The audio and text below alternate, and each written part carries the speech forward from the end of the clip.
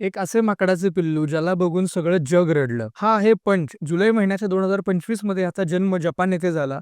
परंतु जन्मल्या ह्याच्या आईने ह्याला सोडून दिलं. म्हणून तिथल्या लोकांनी ह्या माकडाच्या पिल्लाला एका प्राणी संग्रहालयामध्ये ठेवलं. परंतु त्या प्राणी संग्रहालयामधील असणाऱ्या इतर माकडांनी सुद्धा ह्याचा त्याग केला. ह्याला मारलं, ह्याला इजा पोहोचवायचा प्रयत्न केला, ह्याला आपलंसं करून घेतलं नाही. मग तिथे असणाऱ्या झू किपर्सनी त्याला त्याच्या आईसारखं दिसणारं एक बाहुली, एक स्टफ टॉय दिला आणि ह्या पंचने त्या खेळण्याला आपलं सर्वस्व मानलं. त्या खेळण्याला आपली आई मानली. खेळताना, पळताना, झोपताना तो त्या खेळण्याबरोबरच खेळू लागला. त्यानं त्या खेळण्यामध्ये, त्या बाहुलीमध्ये आपल्या आईला पाहिलं, आपला आधार शोधला आणि हे बघून सगळं जग हळहळलं आणि ह्या पंचविषयी सगळ्यांच्या मनामध्ये सहानुभूती निर्माण झाली. कित्येक वेळेला आपल्याला सुद्धा असे रिजेक्शन्स फेस करावे लागतात. परंतु ज्याप्रमाणे पंचने त्या खेळण्याला आपलं सर्वस्व मानलं, त्याच पद्धतीने आपल्याला आपले आधारस्तंभ शोधावे लागतात. आयुष्यामध्ये नाकारलं जाणं हे सत्यच आहे.